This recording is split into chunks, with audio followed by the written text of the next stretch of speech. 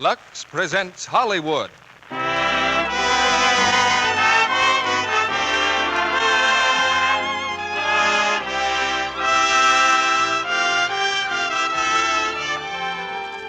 The Lux Radio Theatre brings you Pat O'Brien, George Murphy, and Ruth Hussey in The Navy Comes Through. And as our special guest this evening, Lieutenant Francis Rich of the Waves. Ladies and gentlemen, your producer, Mr. Cecil B. DeMille.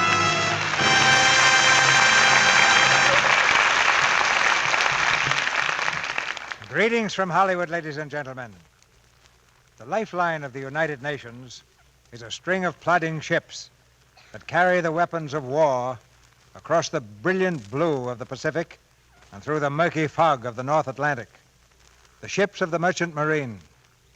A torpedo strikes, and a gallant vessel may go down, but the submarine that murdered her may die too, because the merchant marine has fangs of its own. And tonight's play, The Navy Comes Through, is the story of the deadly stingers on those merchant ships, the Navy gun crews, who strike back at the wolf packs of the sea.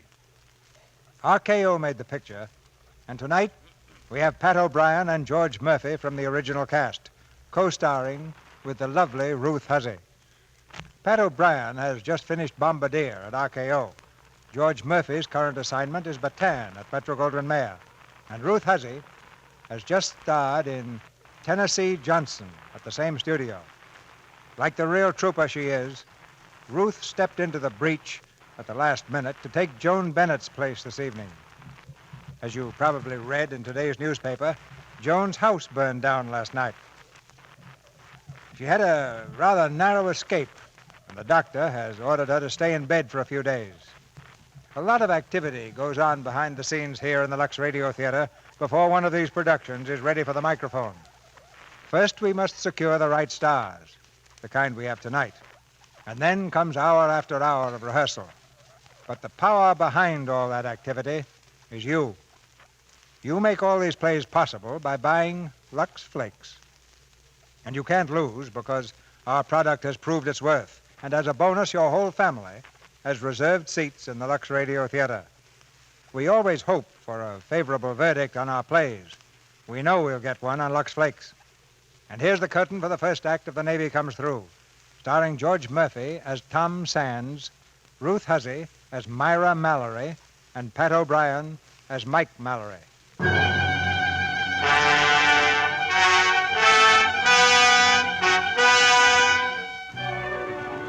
Like huge black ghosts, they slip from their moorings in the dead of night and turn their bows to the open sea. Slowly they move, wallowing deep in the heavy waves. For these are the ships of the merchant marine, and their great bellies are swollen with the instruments of war. Food for the people of the world, and food for the guns of the United Nations. Here below are stored tanks and planes, shells and bombs, oil and TNT, while above on the decks pace the men of the United States Navy, watchdogs of the convoy, scanning the dark sea for the telltale ripple of the U-boat's periscope. They're short on gold braid, these men who sail with the merchant marine, but they're long on courage. For pacing the decks, they walk on dynamite. One of these men is Michael Mallory, Chief Gunner's Mate, United States Navy. I guess it's all right to tell this story. Nowadays, you can pick up a newspaper and read stuff like it most every day. You know, convoy reported attacked, or U-boat reported sunk in North Atlantic, stuff like that. Well, the fellows I work with are the fellows who do the reporting and the fighting, so we know it from the inside. However, the beginning of the story you'd find only in the Navy records. That was back in September 1940, down in Washington, D.C. I was in Washington at the time. The Navy Court of Inquiry was in session, and they called me as a witness. The Court of Inquiry, that's just like a civil court, only the judge and the jury down there in the United States Navy. You swear to tell the truth, the whole truth, and nothing but the truth, so help you God? I do. State your name, rate, and station. Michael Mallory, Chief Gunner's Mate, Temporary Duty, Navy Department. You were on duty aboard the USS Bayonne on April 9th, 1940, when a gun exploded in the forward turret? Yes, sir. You inspected this particular gun prior to the target practice, which led to the explosion? I examined the gun at 10:20 a.m., 2 hours and 40 minutes before target practice. Was it in good condition? No, sir. I found the salvo latch improperly assembled. To whom did you report this? The assistant gunnery officer, Who was that officer? Lieutenant Thomas Sands, sir. Did Mr. Sands have the salvo latch repaired? I don't know, sir. He said he'd attend to it, but the explosion occurred on the first salvo. Confine your testimony to the facts, Mallory, and avoid conclusions. Aye, aye, sir. Mr. Sands, do you have any questions? No question, sir. Very good, Mallory. That's all. Aye, aye, sir. Lieutenant Sands, will you take the stand? You swear to tell the truth, the whole truth, and nothing but the truth, so help you God? I do. State your name, rank, and station. Thomas L. Sands, Lieutenant, United States Navy, temporary duty, Navy Department, sir. You were assistant gunnery officer on the ship in question at the time mentioned. I was, sir. Did Chief Gunner's Mate Mallory report to you the condition of the salvo latch on one of the guns in the forward turret? Yes, sir. What action did you take? I ordered the turret captain to repair the salvo latch, sir. Did he do so? Yes, sir. I supervised the repairs personally. Then how do you account for the fact that this particular gun backfired on the first salvo, causing an explosion in the turret? I can't account for it, sir. Is there anyone who can corroborate your statement that you had that salvo latch repaired? No, sir. Why not? The men who repaired it are dead.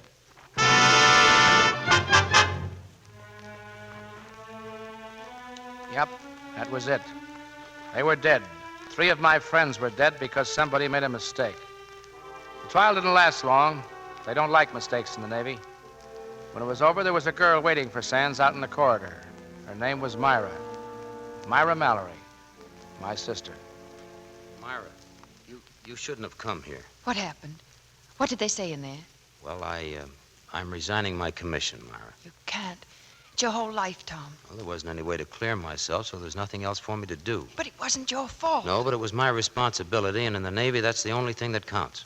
Tom, what are you going to do? Well, I don't know exactly yet, but there's one thing I'm sure of. I'm going to get as far away from the Navy as possible. And what about us, Tom? You and me. Well, Myra, I'm afraid any future we might have had blew up with that gun turret. You mean your career blew up? I didn't fall in love with a commission. I'm not in the Navy. I'm just a nurse who fell in love with a patient. There's no gold braid on a hospital nightgown. I know, Myra. Tom, why did this have to happen to you? You'd better ask your brother that. I can answer it, too. Yes, I guess you can. Tom, wait. Goodbye, Myra. I want to talk to you. Tom! No, let him go. He's got a lot to think over. I hope you're satisfied, Mike. If you hadn't testified against him, he wouldn't have had to resign. Now, look, honey, I'd have had to testify against him if he were our own father. Strictly routine. You never did have any use for him, did you? All right, I didn't. I didn't like him the first time I saw him. I liked him less when he started hanging around with you. I know.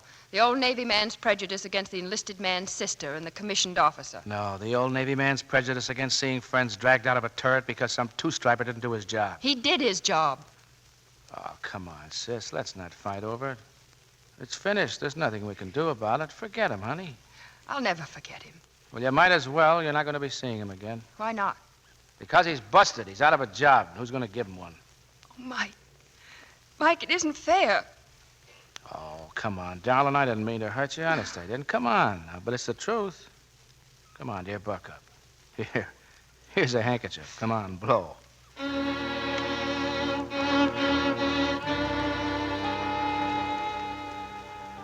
Well, like I said, that was in 1940. Right after that, I was sent to the training station in Newport.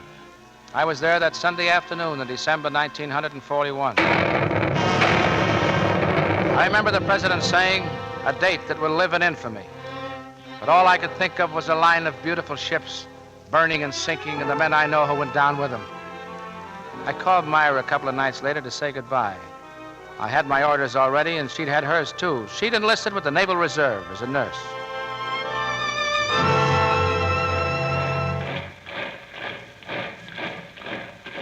Company! Hold! At ease, man. Well, you guys have been yelling for action.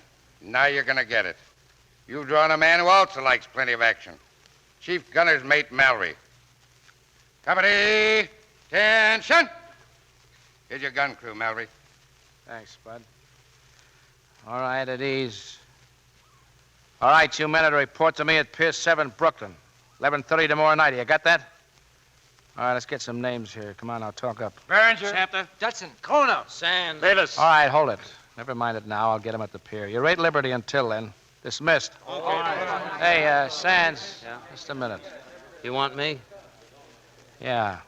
How'd you get here, Sands? There happens to be a war going on, so I enlisted. It's fine. You got the whole Navy to pick from. Why'd you have to show up in my outfit? Oh, it's just a little matter of obeying orders. Well, take a tip from me and apply for a transfer. Look, Mallory, if you don't want me and your gun crew, it's up to you to get rid of me. That's Navy regulations. Okay, sailor. I'll see you at Pier 7. If it's Navy regulations you want, you're gonna get them.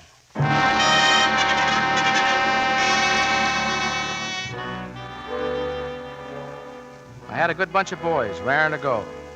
I guess maybe they were hoping for a destroyer, but we drew the Sybil Gray. She was a freighter, small, slow, a little on the rough side. When I was getting the boys aboard that night, they were pretty sad about the whole deal. Bayless reporting. Bayless, get aboard next. Berenger, Chief. Say, we ain't really sailing on this thing, are we? This is your ship, fella. You call this a ship? Ain't fit to be a garbage scow. What'd you expect, a yacht? Well, I figured we rated a cruiser at least. You're reserving those for sailors. Hey, wait a minute, you. You see those boxes they're loading? Yeah? What's it say on them? U.S. Air Corps, ammunition 50 caliber. Hey! Yeah, hey. Well, that's some of the garbage the scow is carrying. Now, get aboard. Next. Go now. Get aboard. Come on, Dutch. Please, not Dutch. How many times have I asked you? Well, you're German, ain't you? I'm not German. I'm American. Okay, Dutch. Please. Get aboard. Next. Judson, sir. Never mind this, sir. What's that you're carrying there? Oh, well, that's my radio set. Is it all right? Yes, I guess so. Get aboard. Oh, Chief, my mother came down and that is... Okay. You can stay on the pier for 5 minutes. Oh, thanks. Thanks a lot. Go ahead, sailor. Mike. Well, for the love of... Hello, Mike. Hello, sis. I thought we said our goodbyes on the phone. So did I, but I got my orders. I'm shoving off in the morning myself. I wouldn't be surprised if we showed up in the same convoy. Oh, yeah? Oh, well, fine. I'll wave to you. So long, kid. Mike, you wouldn't be trying to get rid of me, would you? No, but I gotta get on board. Mike, are you expecting a blonde? Oh, me? No. Oh. Oh, it's all right, Mike. I know why you're in such a hurry. What? Tom! Tom Sands! Tom! Hello, Myra. Tom, where have you been all these months? Why didn't you write to me? Well, this new outfit's keeping me kind of busy. You reporting for duty? Sands, Seaman Second, reporting, sir. Get aboard, sailor. Aye, aye, sir. Well, so long, Myra. Goodbye, Tom. Mike, why didn't you tell me? I told you to forget him, didn't I? You still hate him, don't you? Well, I don't love him, that's a cinch. I do, Mike. The Navy gave him the benefit of the doubt. They let him resign and accepted his enlistment. If they can give him a break, you can. He gets the same break as anyone else, no more, no less. It took a lot of courage for him to enlist as a seaman. Or a lot of gall. The men on that turret were my shipmates. One of them was the best friend I ever had. Bye, Myra. Goodbye, Mike.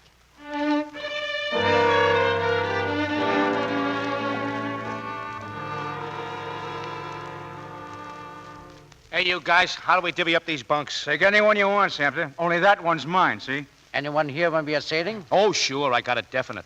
We sail when and if. When they finish loading this and if the engines work on this tub. Hey, Dustin, what's that contraption you're rigging up? That's a radio. Short wave. That thing ain't gonna work on ship's current. Oh, no? I took care of that. A compensating rheostat for the change in voltage. You fix it yourself, Dudson? Fix it? I built it. I've been a radio bug ever since I was a kid. You should have applied for a radio rating. You would be a petty officer. Thanks. But I've got my sights on a commission. Hey, speaking of commissions, this guy Sands we got with us, he used to be a lieutenant. Only the Navy kicked him out. What for? Oh, nothing much. Just letting a bunch of guys get knocked off on a turret on the Bayonne. An ex-officer. I don't think I envy him. From all I hear, he's got a nerve to even show his face around here. Well, I heard that he was You've in... got awful good hearing, haven't you, sailor? Yeah. Hello, Sands. Just talking about you. Something nice, I hope? Nope. As a matter of fact, it stunk. Thanks. Well, is it okay with you, Admiral, or do you want to make something out of it? Oh, I guess you've got a right to talk. Yeah, but you ain't giving it to me, sailor. Don't get that idea. And get your gear off that bunk. Why? Because it's my bunk. My gear was in there an hour ago. Yeah? Well, it's out of there starting right now. Now, do you want to make something out of that? I guess I have to, don't I? Oh, I don't know. Not even a rat will stand up and fight when he's cornered. All right, Berger.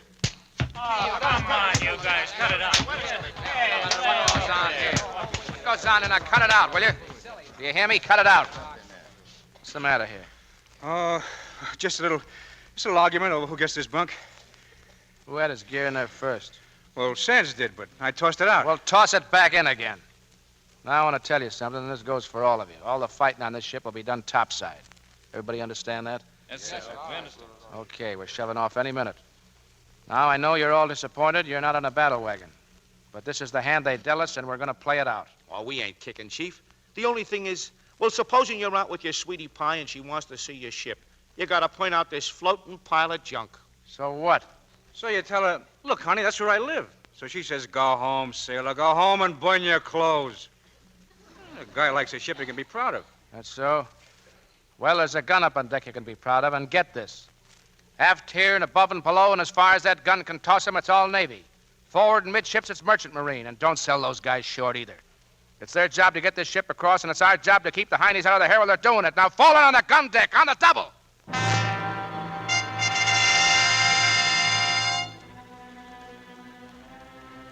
Sometime that night, along about 12 o'clock, we slipped out of Brooklyn. Destination, Murmansk.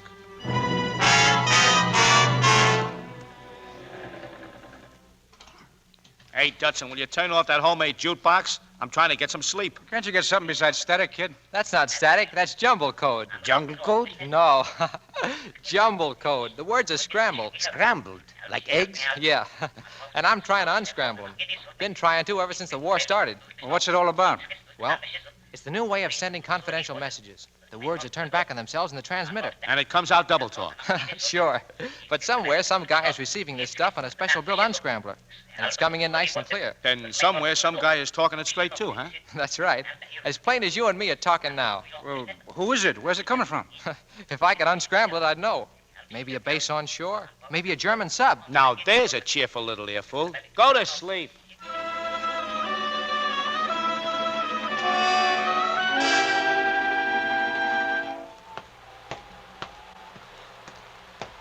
Sands, Yes, sir. you can go below. I'll take over the watch. Aye, sir. Just a minute, Sands. Now, look, fella, I don't know who started that argument down there, see, and I don't care. But I want to tell you something for your own good. If you want to get along with those men, be one of them.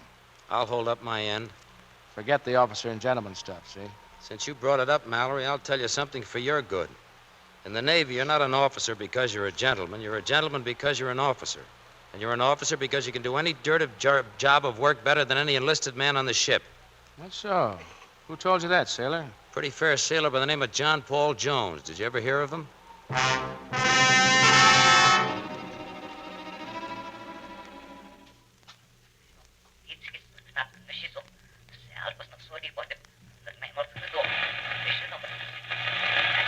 Shore base 526.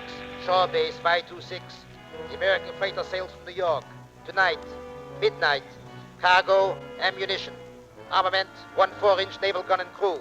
Registered tonnage, 8,000. Registered speed, 12 knots.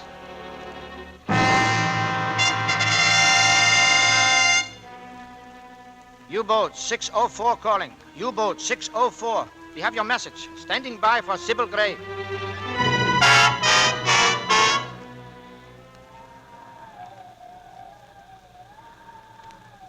It's funny how you know sometimes. You're on watch, maybe just at dawn, and you've got your eyes glued to the water. And as far as you see, there's nothing but whitecaps. But just the same, you know, there's something out there. Your fingers itch to grab the speaking tube and yell, "Battle stations!" But you hold off. They need their sleep down there. And then broad off the port bow, there's a ripple you don't like. And there it is again, and now she breaks water. She's a submarine and looking right into her gun. Battle station! Battle station! Battle station!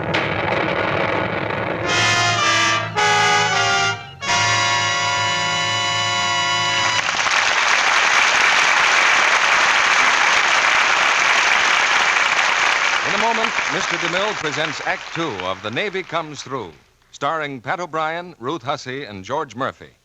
Now, Libby Collins has a story for us. It's something I read in a newspaper the other day. Perhaps you saw it, too.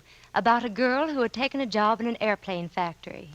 Her work had to do with one small part of the engine, and she was finding it rather dull, until she found out what that one small part was used for.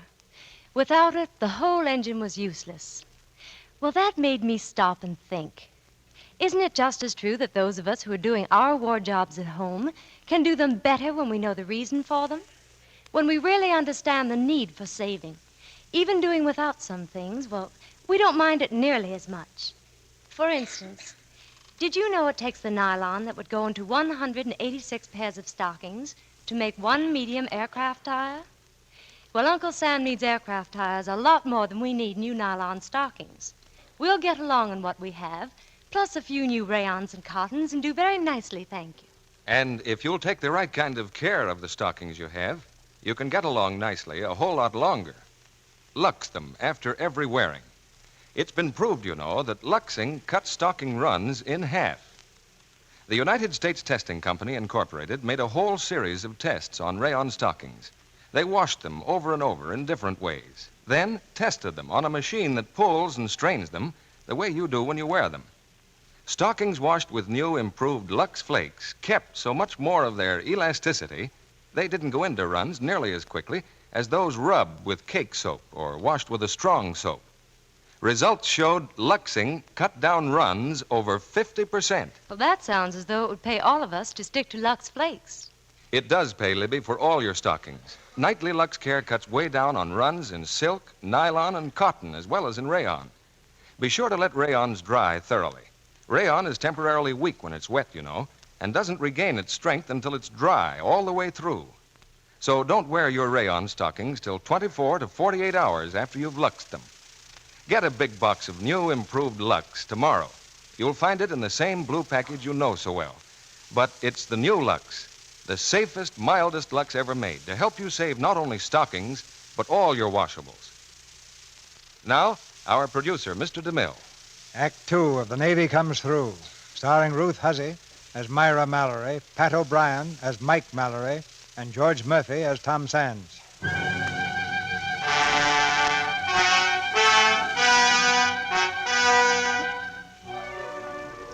One 4-inch naval gun and 10 men who don't know when to quit. This is the fighting equipment of a convoy freighter. Now the 4-inch gun is blasting away at the steel hide of a German U-boat.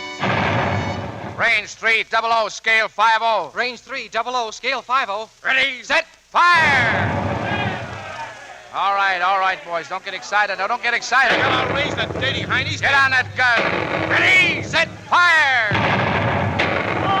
Up 25, scale 51. Bayless is hit. He's hit Roller, bad. take over for Bayless. Up 25, scale 51. Up 25, scale 51. Bayless. Hey, Bayless. Doesn't get back to your station. But he'll bleed to death. Let him bleed. Get on that gun. Ready, set, fire! He won't let me help him. The guy'll die. Easy, kid, easy. Mallory's right. This isn't football, you know. There's no timeout for injuries. Ready, set, fire! Hey, Chief, they're quitting. Look, they're crash diving. All right, hold your fire, men. Yahoo! They're running. Oh, we sure knocked that heiny out of the box. Yeah, you couldn't even hit an umpire with a pop bottle. Get a load of who's really pitching. It's one of our destroyers over there off the bow. Hey, they're dishing us out of that sub. Just when we was getting in the groove. Yeah, one more minute, we could have had them. Don't be handing yourselves any bouquets. If those destroyers hadn't come up, you'd all be shark bait by now. Why? Because you weren't good enough in the pinch, that's why. The only one who acted like he knew what it was all about was Sands here. As for the rest of you, to put it mildly, well, I can't put it mildly. What about Bayless? I don't know. They just took him below. Oh, Mallory, the captain wants to see you. Seems that boy of yours was hurt pretty bad.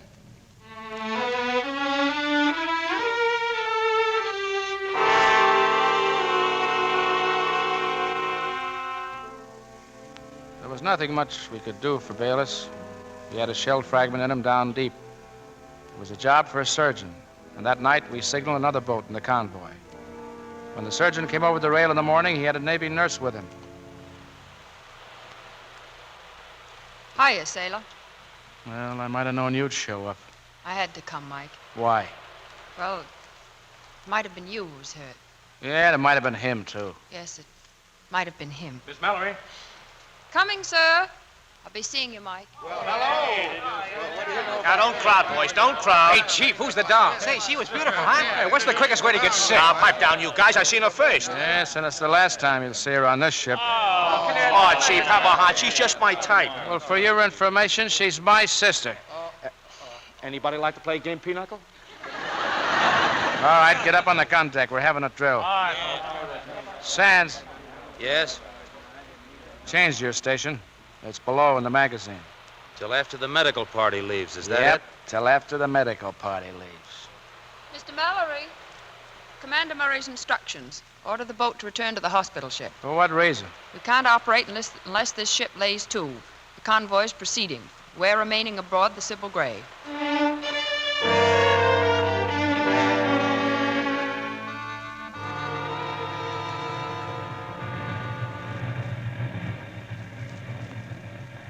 The Sybil Gray was on her own for the next few days, about 6 hours behind the convoy. And then early one night, the captain ordered her engines stopped. We lay to, drifting in the fog. Silence all ship's bells. No talking. I want absolute quiet. Mike, You better get below, Myra. why have we stopped? Shh. You know where your lifeboat station is? Yes. What's happened? How's Bayless? He's all right. The doctor's with him. Tell me what's going on. Well, there's a German raider kicking around out there someplace. We can't take any chances. Come on now. Go on back to your cabin. Mike, is this serious? Well, if he spots us, he'll blast us right out of the water. Thanks, Mike. Wait a minute. Where are you going? You know where I'm going. To Tom. Myra, what about Joe O'Connor? Is he out of your life completely? I don't love Joe O'Connor. I've got to see Tom. Now look, sis, he has a job to do. So have you. We may both be dead in 5 minutes. You can't stop me, Mike. You're the whole U.S. Navy. Well, all right. Wait here. You always were a stubborn little mick. Sands? Yes. Come here. Myra's down at the rail near her cabin. She wants to see you. Is this in line of duty? In a way, yes. Now look, I'm going to tell you something. In case we get out of this alive. There's a fellow back in New York by the name of Joe O'Connor, and he wants to marry Myra. He can give her everything you can't. The only thing that stands between them is you. I guess you've made that clear enough, Mr. Mallory.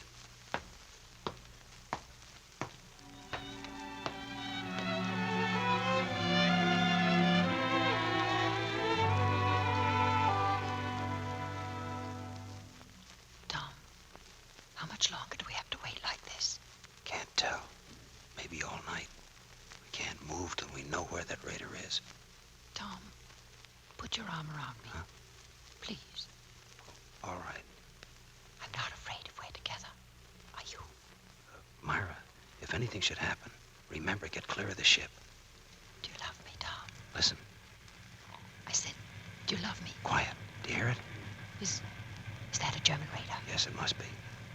Coming right toward us. Shh, don't talk. Don't even move. Hang on tight, kiddo.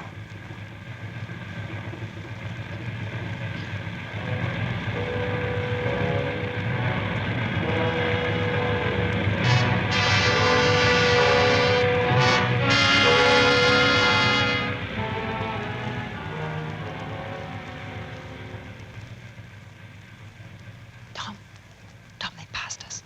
Yes, they didn't miss us by much. No. They might as well kill me or scare me to death. Well, Myra, I guess we better get back to our jobs. I've always felt my job was kind of looking after you. I've got to get back on watch now. Tom, what is it? Still pride? No, Myra, not exactly. Well, there must be some reason. There is. You see, when I was on the West Coast, I met a girl. Oh. Well, thank you for letting me make such a fool of myself. Good night, Tom. Back to your watch, Sands. Yes, sir. Oh, Mallory, you can stop worrying. The opinion that I'm a heel is now unanimous.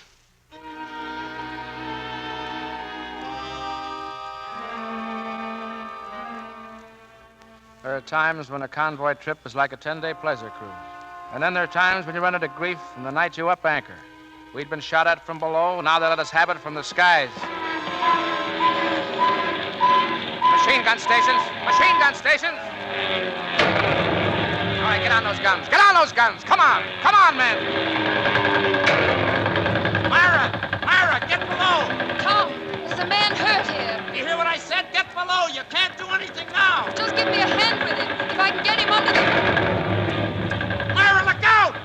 Berenger, take over this gun. Okay, Admiral. That girl there, she's pinned under the boom. Keep that gun fired till I get back. Okay, Admiral.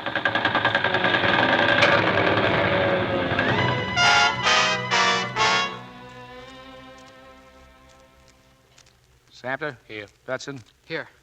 Did we do all right, Chief? You don't see any Heine planes, do you? No, sir. Kroner? Here. Berenger? Berenger's over here, Mallory. Berenger got it pretty bad, Chief. Just one of us? Where's Sands? Sands! Sands isn't here. Well, didn't anybody see him? I didn't. He wasn't at his gun. He was supposed to be with Berenger. He wasn't. Mallory, you come here a minute. How is he? You can see for yourself. Hey, Chief. Hiya, Berenger. Well, I got one of them. Did you see? Sure I did. Good job, fella. Yeah. Hey, look. About Sands. I heard you talking. Well, he wasn't at the gun, was he? No, he went below. He was... He... Easy, son. Don't try to talk. No, look, he... Here, Sands. You want me? Yes, I did.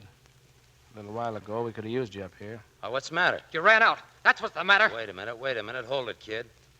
Why weren't you at your gun? Well, Berenger can tell you that. He was Berenger. I'm afraid he can't. He's dead. What were you going to say, Sands? Nothing. You know, Sands, I'd like your alibis better if somebody lived to back 'em up.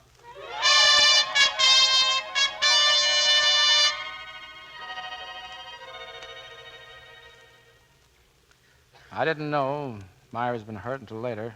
I figured she must have been hit and crawled below where we found her. She was unconscious. But the surgeon said she'd live, and that afternoon we had a service on deck for Berenger. Our Father who art in heaven, hallowed be thy name. Thy kingdom come, thy will be done, on earth as it is in heaven. Give us this day our daily bread.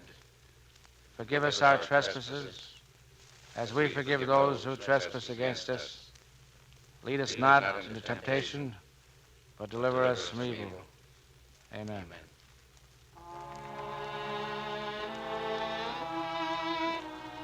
Unto Almighty God we commend the soul of our comrade departed, and we commit his body to the deep, in sure and certain hope of the resurrection unto eternal life to our Lord Jesus Christ, at whose coming in glorious majesty to judge the world, the sea shall give up her dead. Amen.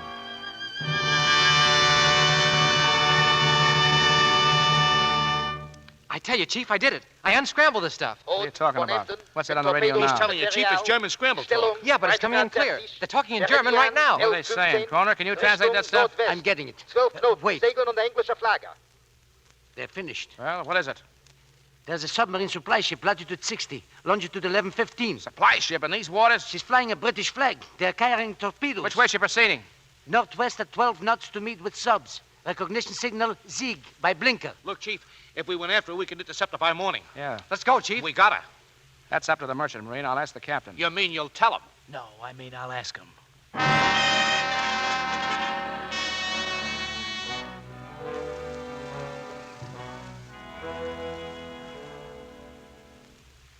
What's your plan, Mr. Mallory? To sink this supply ship? No, sir. I'd like to take her over as a prize of war. I see. Who will sail her? Well, if you could spare me enough men for a crew. Well, I could let you have a quartermaster. Skeleton crew, but with my second officer dead, there's no navigator I can give you. No navigator, huh? All right, I'll take you up on that. I haven't agreed yet, Mr. Mallory. You realize this is a very dangerous proceeding? Yes, sir, but taking her over would mean crippling sub-action in these waters for weeks and maybe months. Look here, Mr. Mallory. I've had 3 ships torpedoed under me already. I've swum in burning oil. I've floated 10 days on a raft. I've starved and I've frozen. And now what are you asking me to do? Go to war? Yes, sir. I thought I was over draft age. All right. Mr. Reynolds, change course. Head us southwest. Southwest it is, sir. You should have been in the Navy, Captain. Yeah, looks like I am.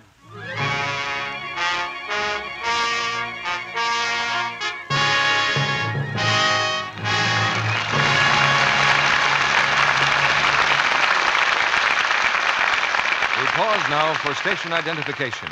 This is the Columbia Broadcasting System.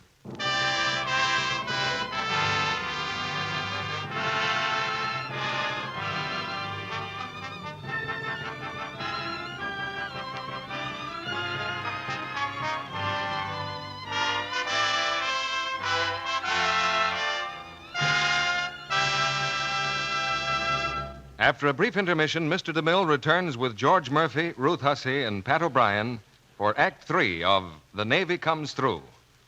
Meanwhile, here it is May, and high time you were getting that victory garden of yours planted.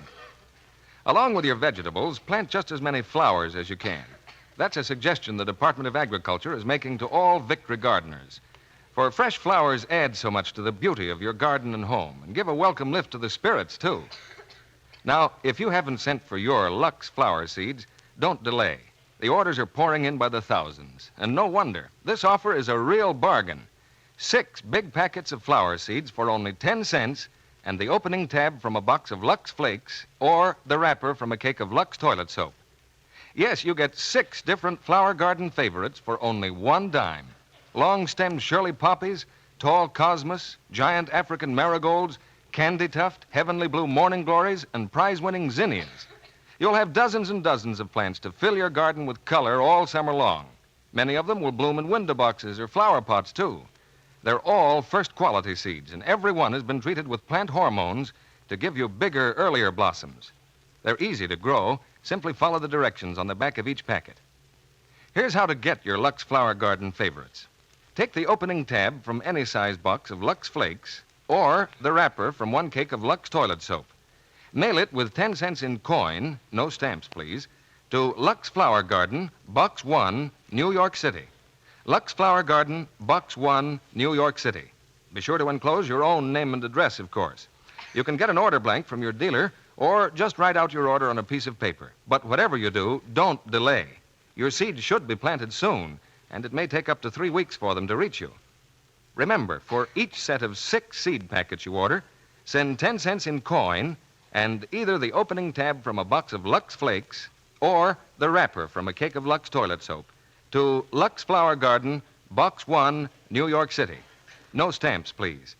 This offer expires May 31st and is good only in the United States. Now, Mr. DeMille returns to the microphone.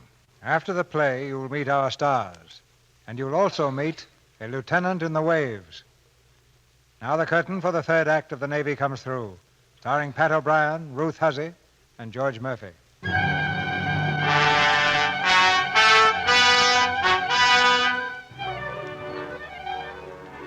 We sighted the supply ship at dawn. Like Kroner had said, she was flying the British flag. That didn't stop us from putting a shot across her bow. 2 more in the same place, and she hove to. The British flag came down, and a white one went up in its place. She'd quit without firing a shot. I didn't like it much. I've learned not to trust the Fritzies. I called the men together, gave them the orders for boarding. Then I went below to say goodbye to Myra. I didn't go in, though. The surgeon told me Sands. Sit down, Tom. It was nice of you to come. They told me you asked for me. How are you, Myra? I guess I'll live. Thanks for getting me down here. Who told you I did that? No one. But it couldn't have been anyone else. Well, look, I wish you'd forget about it. Forget? Why? Well, just personal reasons. Just don't mention it, huh? All right. You're a funny guy, Tom. Well, Myra, I better say so long now. I'm on duty. Yes, I know all about it. The surgeon told me. And look, Tom, I just wanted to tell you something before you go. That girl, you know, back on the coast, the one you said... Myra... Well, it's all right, Tom. I've been thinking it all over, lying here. You know what I think, Tom? What? I think there never was a girl out on the coast. Myra, Goodbye, Tom. Good luck.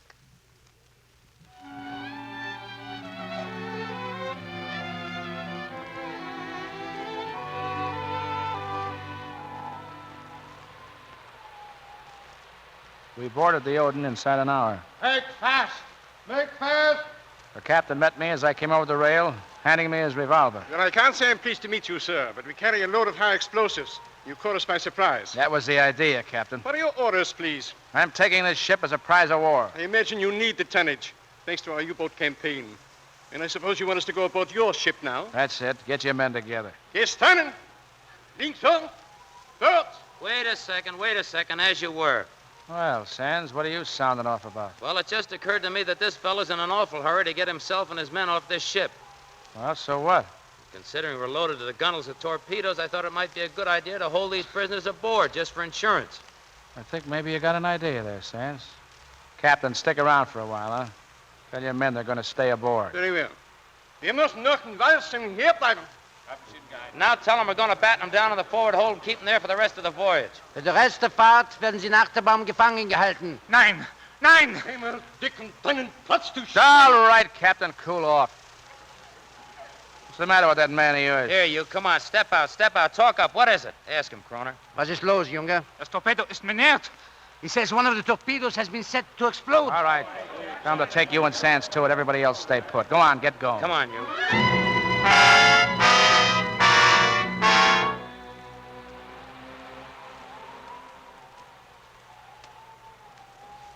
Well, here it is, Mallory. Is that the fuse? I never saw one like that. It's a detonator, the type used in delayed action bombs. How's it work? This half here is filled with nitric acid, and this part's filled with fulminate. When you screw them together tight, the acid eats through the lead and hits the fulminate and sets off the explosive. Are there any more of them? Yeah, there are more fuses, but this is the only torpedo that was set to go off. Well, then we can let their crew board the Sybil Gray. Take care of it, Santa. A pleasure, Chief. Okay, you honeys, get over that rail there. You know, Sands, you used your head a while ago, but I want to remind you that I'm still giving the orders around here. I'm sorry, I forgot myself. Well, that's okay. Now I got a job for you. I want you to go up on the bridge and navigate us into Belfast. You mean you want me to take charge of this ship? That's what I said. Sybil Gray couldn't spare a navigator. Oh, I see. Asking favors, huh? I'm not asking a favor. I'm giving an order. That's a pretty strange order for a CPO to be giving a second-class seaman. Seems to me that's over and above the line of duty. That's a job for a volunteer. All right. Okay, Sands. If it gives you any satisfaction, I'm asking you to volunteer. I'll volunteer, Mallory, but I refuse to sail her to Belfast. What do you mean? This ship is loaded with torpedoes for enemy submarines. I propose we deliver them. Deliver them? With one of these fuses in each consignment. Or we can do more damage to the submarine campaign than a whole flotilla of destroyers. It's my duty to bring this prize into port. Well, I'll relieve you of that responsibility.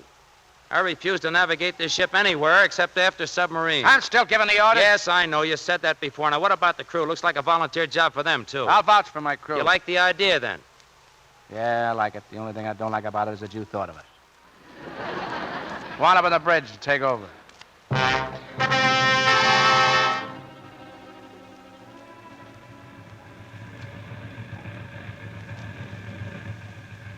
Sybil Gray shoved off to join the Atlantic Patrol, and then we headed the Odin northwest on the same course she'd been before.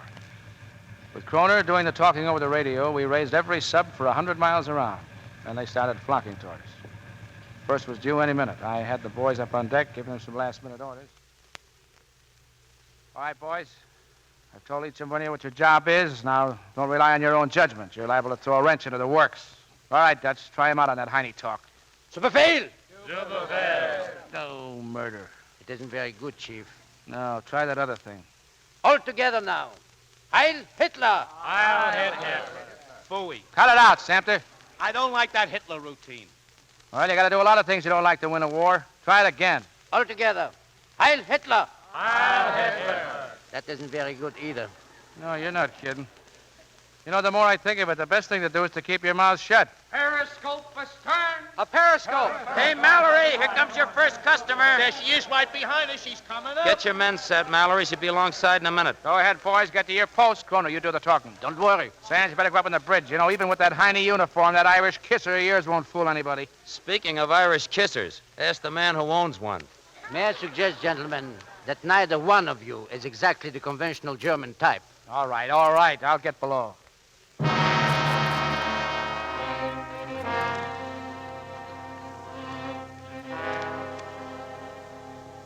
sub came alongside, and we loaded her with torpedoes. One of them with a surprise package in it. When she was ready to leave, Kroner stood at the rail giving out with a Heine salute. Heil Hitler. Heil Hitler.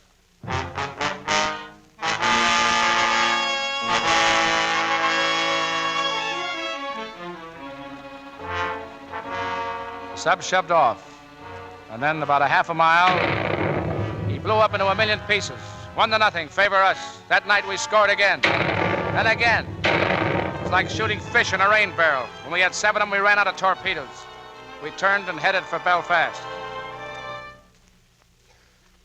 Sands. Sands, where are you? Up here, on the gun deck. What do you think you're doing? I was just inspecting this magazine flood system. Well, you handle the navigation. I'm still running the gun deck. Well, why don't you run it right, then? That flood valve is frozen. I'll run it right. Let me at that thing. Hey, it is frozen, isn't it?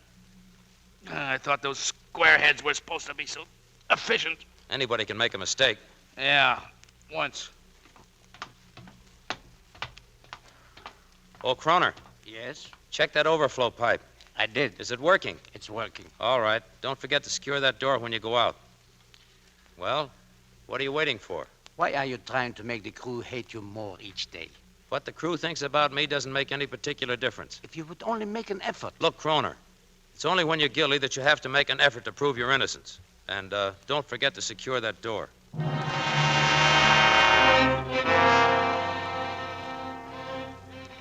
It's getting boring, that's all I say. Pipe down, Samter. Ah, look at us. All that fun with those subs, and now we're sitting around doing nothing. It's getting boring, that's all. That Nazi who flew over us this morning broke the monotony a little. So what did he do? Not a thing. He thought we were German, that's why. I wonder if he did. What do you mean, Kroner? I tried to speak to him on the radio. He wouldn't answer. What? What? You mean he might have been wise to us? Who knows? Periscope of the port bow. Hey! Listen, you guys, watch the periscope, will you? All right, boys, on the job. Get moving. He'll be coming alongside. But we have no more torpedoes. You tell him that, Kroner. Get rid of him as quick as you can. There he is. See him? Never mind that gab. Get ready to go into your act. Come on. Mallory. Yeah, what? He's changing his course. They're topside men in the gun. Battle stations! Battle stations! You merchant marine men, get below. Get below nothing. We want to get in this scrap. Hard aport. Aye, aye, sir. Full speed ahead. Full speed ahead. Come on, you men. Come on. Gun crew ready. All right, let's go. Range 3, scale 5-0. Range 3, scale 5-0. Ready. Set fire! No chains, load. No change, load. Load ready. Set fire! No chains, load. Load ready. Set fire! Hold it. Hey, Mallory, there's another customer to starboard. Okay, I see him. Swing her stern around. Right, ready. Set fire! Nice going, boys. Nice going. Keep up that rhythm. Ready. Set fire! All right. Keep it going. Keep it going. Chief, the powder magazine. There's fire in there. All right, turn on the flood valve. I can't. It's frozen. What do you mean it's frozen? I tell you, Chief, it's frozen. All right, there's another valve inside the powder magazine. I'll go down and see if that was working. Wait, Chief. You can't go down All there. right, take over, Kroner. I'll be right back. Load ready. Set fire!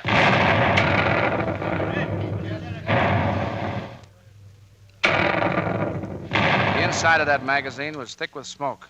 I tried to find the valve, but it flooded the place with water, and then I guess the smoke got me. I couldn't reach the valve. I couldn't even get out of the place. I went down on my knees, choking. The last thing I remember was a fellow coming down the ladder and groping his way toward me through the smoke. He got to the valve and turned it on. He got me out of there, too. Don't ask me how, I wouldn't. The fellow's name was Tom Sands.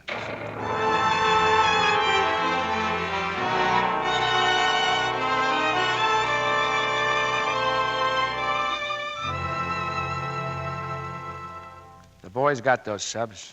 Yep, both of them. When we could finally get our breath again, we lined up on the aft rail to take count of the wounded. The Navy and the Merchant Marine, too. Hey, you Navy guys. Nice pitching in there. Nice pitching yourself, men. All right, boys, get a load of some real sailors. I guess I knew what I was talking about when I told you not to sell the Merchant Marine short. All right, clear your wounded. Kroner, you were hit, weren't you? Well, you don't have to help. I'm all right, Chief. I'd like to help. Okay. Nice going, Dutch. Oh, I'm not Dutch. I'm an American. Yep. And I don't think anybody will ever question that fella. Oh, Sands. Yes, sir. Well, you certainly saved my hide. as a matter of fact. All of our hides. If you'd have done your job right, it wouldn't have been necessary for either one of us to get down to that magazine. I did my job right. Board of Inquiry wouldn't think so. What? They'd want to know why that valve didn't work. Well, I could tell them. I fixed it myself yesterday. Then how do you account for the fact that it wouldn't work when the magazine caught on fire? Well, I can't account for it. I had the same trouble once myself in a gun turret. Remember? On the Bayonne? Yeah, the Bayonne. That's right. Well, I guess if you could take it, so can I. You won't have to, Mallory. It just happens I know you repaired that valve, and I'm alive to tell him. Say, wait a minute, sailor. You know, I can't figure how a guy with guts enough to go down in that magazine. Yeah, I know what it is you want to know. Why I ran away from my gun that day, huh? That's exactly what I want to know. Well, why don't you ask your sister?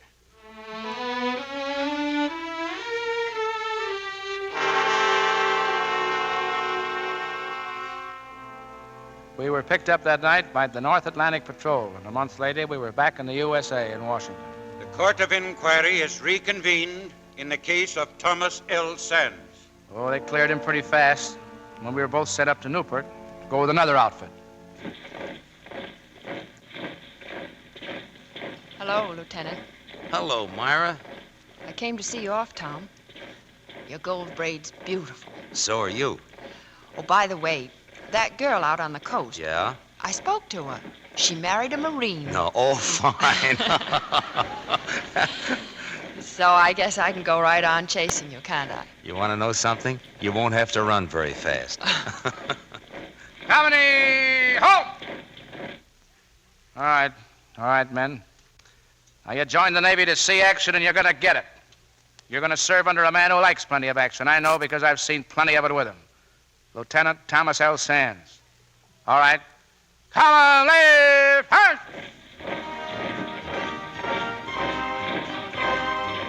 Not a bad-looking outfit we've got here, Chief. Yeah, they're all right. They got plenty to learn the hard way. Oh, you wouldn't admit it if they were perfect. Of course not. What do you want me to do, spoil them? Well, they'll learn all right, and a lot more like them. And when they get rolling, they're going to be a tough outfit to stop. Awful tough. You know, there was a pretty fair sailor once by the name of John Paul Jones. He said... Yeah, I know. We've just begun to fight.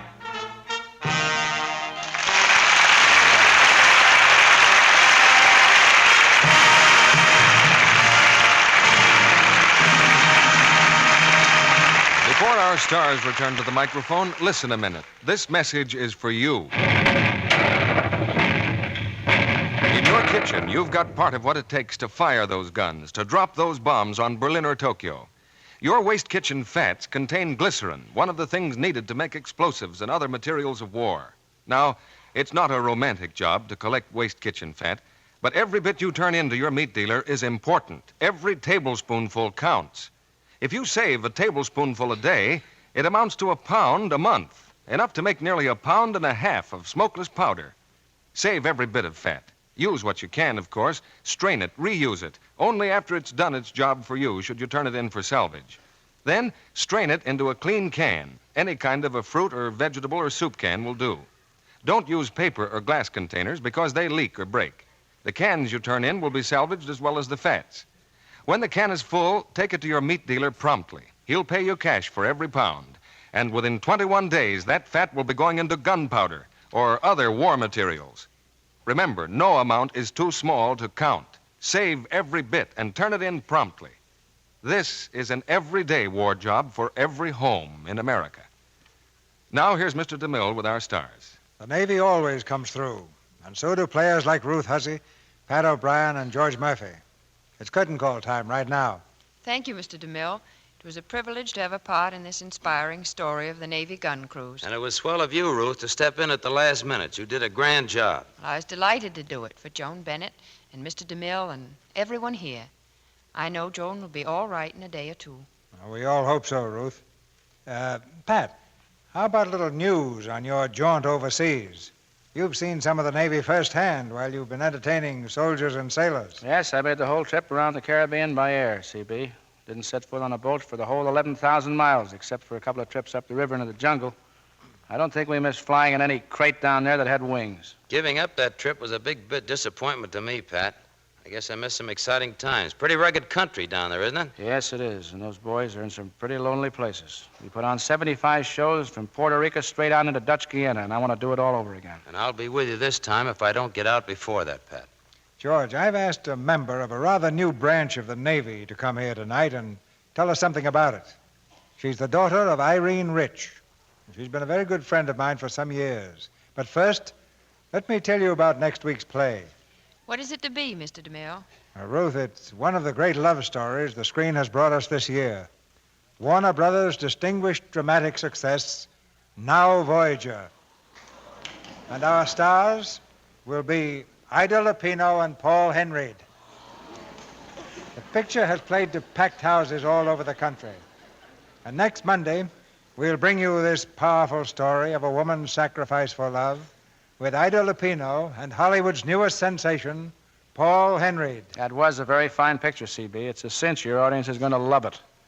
Now, I'd like to have you all meet Irene Rich's daughter, Lieutenant Frances Rich of the Waves.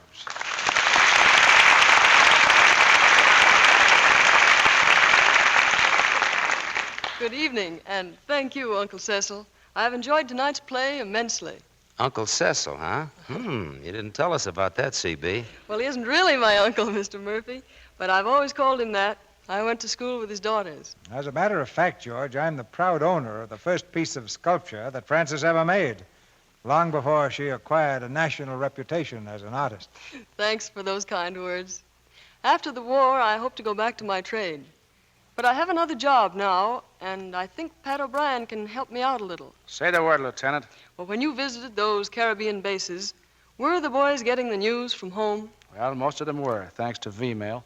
Well, the amount of mail that must go overseas to our armed forces has presented a terrific problem to the Army and Navy. V-mail's the way of photographing letters on very small film, isn't it? Yes, it is, and it saves valuable cargo spaces on ships and planes. V-mail has priority over all other mail, and it's always sent by air. We hope to persuade everyone to use it when writing overseas, and any stationery store has V-mail letter paper. I'd like to know a little more about your branch of the service, Lieutenant, the Waves. Well, any woman may join, Miss Hussey, who is a citizen between the ages of 20 and 50 and doesn't have children under 18. Well, just what Navy jobs have the Waves taken over, Francis? I mean, Lieutenant. Well, it would take me from now until 2400 to tell you all of them. Pardon me, but what's 2400? Well, that's midnight in the Navy, Miss Hussey. You know, every wave releases a man for our fighting ships. They're learning to operate the control towers at Navy airfields. You'll find them working as machinists, metal workers, radio operators, meteorologists, photographers, and dozens of other jobs, all interesting. In brief, I take it that you think very well of the Waves. Well, how else can a girl think when each new day is really more interesting than the last? Well, may I thank you all, and good night. Good night. Good night. Good night. Best of luck to the Waves, Francis.